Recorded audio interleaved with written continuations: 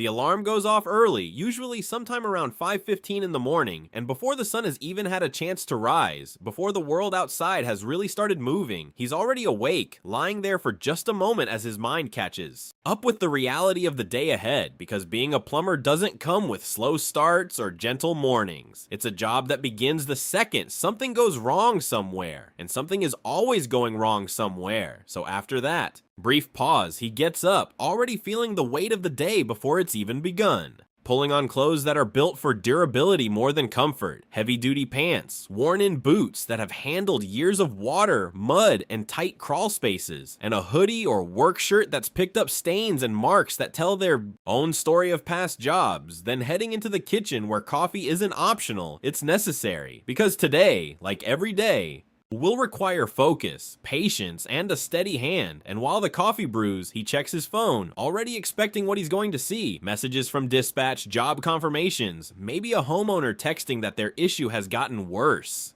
Overnight, maybe a new emergency added to the schedule before the day has even started, because plumbing isn't predictable. It doesn't follow a clean schedule. It responds to problems as they happen. And those problems don't wait for convenient timing, and by the time he steps outside into the cold morning air, there's already a rough plan forming in his head, even though experience has taught him that plans rarely stay intact for long. And when he opens the back of his van, it's not just a collection of tools, it's everything he needs to solve whatever the day throws at him. Pipes stacked neatly, fittings organized by size, wrenches, sealants, drain snakes, torches, replacement parts, all placed in a way that looks chaotic to anyone else but makes perfect sense to him, because once he's on site, time matters, and knowing exactly where everything is can be the difference between solving a problem quickly or losing valuable time. And as he drives through the quiet streets, the sky slowly shifting from darkness to early morning light. There's a short window where things feel calm, where the day hasn't fully caught up to him yet, but that calm doesn't last, because the moment he arrives at the first job, the real work begins, stepping out of the van, grabbing what he needs, and heading toward a house where someone is already waiting. Already stressed, because when people call a plumber, it's usually not for something minor. It's because something has gone wrong in a way that affects their daily life, and the first step isn't fixing, it's listening, letting the homeowner explain what's happening, sometimes clearly, sometimes in a way that's vague or panicked, describing sounds, leaks, smells, things that don't quite make sense until you see them yourself. And as he steps inside, he's not just looking at the immediate issue, he's reading the entire system, understanding how everything connects. Because plumbing isn't about isolated problems, it's about networks, systems that rely on pressure, flow, and structure, and when something fails, it's rarely just one point, it's part of a larger picture. And once he identifies where to start, the tools come out, water gets shut off, pipes are opened, sometimes releasing pressure that's been building for hours or even days, and this is where the job becomes physical, working under sinks, kneeling on hard surfaces, reaching into tight spaces where visibility is limited, sometimes dealing with conditions that most people wouldn't want to be near, but that's part of the job, because someone has to step in and fix what's broken. And as the morning continues, job after job unfolds, each one different, each one presenting its own challenges, because no two plumbing systems are exactly the same, even in houses that look identical from the outside. The history of repairs, modifications, and wear creates a kind of puzzle that has to be solved in real time. And as he moves through those problems, there's a rhythm to it. Arrive, assess, diagnose, fix, test. But within that rhythm is constant adaptation, because things don't always go as expected. A simple clog can turn into a deeper blockage. A small leak can reveal corrosion that requires more extensive repair, and that unpredictability is part of what defines the job, because you're never just doing one task. You're responding to whatever you uncover, adjusting your approach as new information presents itself, and by the time the morning starts to transition into early afternoon, the physical toll has already begun to set in, hands slightly worn from tools, knees sore from hours of kneeling. Clothes carrying the evidence of the environments he's been working in, but there's also progress, because each completed job is something restored, something that was broken now functioning again, and even though the day is far from over, there's already a sense that something meaningful has been accomplished. As the day moves deeper into the afternoon, the pace doesn't slow, but the nature of the work begins to shift, because by now, he's already gone through several jobs, already dealt with a range of problems, and instead of easing up, the day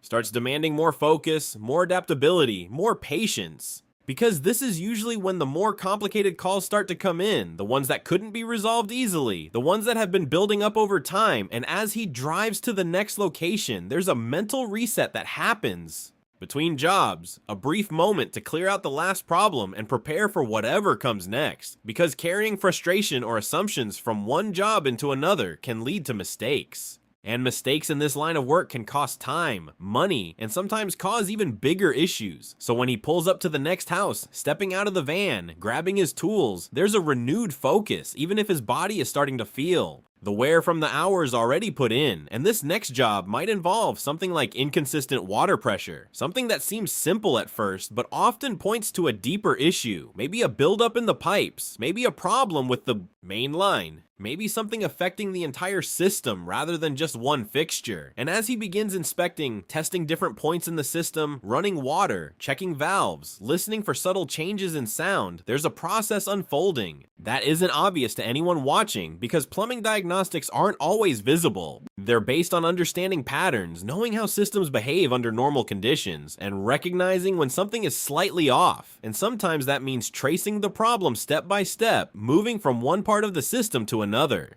ruling out possibilities until the real cause begins to reveal itself. And while that's happening, there's often a homeowner nearby, watching, asking questions, trying to understand what's going on, and part of the job becomes communication, explaining things clearly without overwhelming them, translating technical details into something relatable, because for most people, plumbing is out of sight and out of mind until something goes wrong, and when it does, it feels immediate, urgent, sometimes even stressful. And as the issue becomes clearer, as the solution takes shape, the physical work begins again, tightening connections, replacing parts, clearing blockages, sometimes cutting into sections of pipe to remove damaged areas, sometimes using tools like a drain snake to reach deeper into the system. And each action requires precision because rushing or forcing something can cause additional damage, and there's always that balance between efficiency and care, between working quickly and working correctly, because finishing fast doesn't matter if the problem isn't truly solved.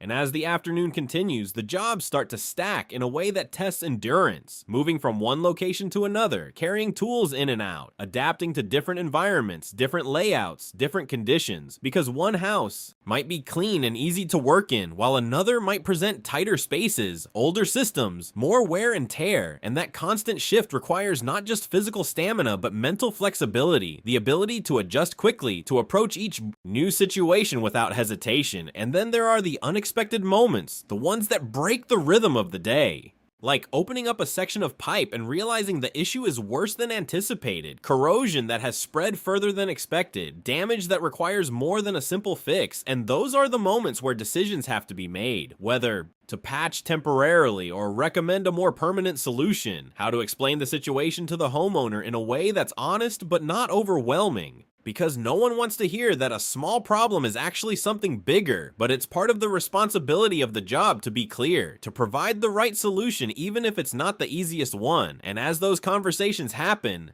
there's a balance between professionalism and practicality, between understanding the customer's concerns and ensuring the work is done properly. And once the decision is made, once the work continues, there's a renewed focus, a commitment to getting it right. Because every fix carries weight, every connection matters, and as the hours move forward, fatigue becomes more noticeable, not just in the body, but in the mind, because constant problem solving requires energy, and by this point in the day, that energy has already been spent in multiple directions, but the job isn't finished yet. There's still more to do, more calls to answer, more problems waiting, and even something as simple as a clogged drain can become a test of patience. Because sometimes those clogs are stubborn, built up over time, requiring persistence to clear, requiring multiple attempts, adjustments, different approaches, and when it finally gives, when the blockage clears and water flows freely again, there's a small but satisfying moment, a reminder that even the simpler jobs have their own challenges, and as the late afternoon begins to approach,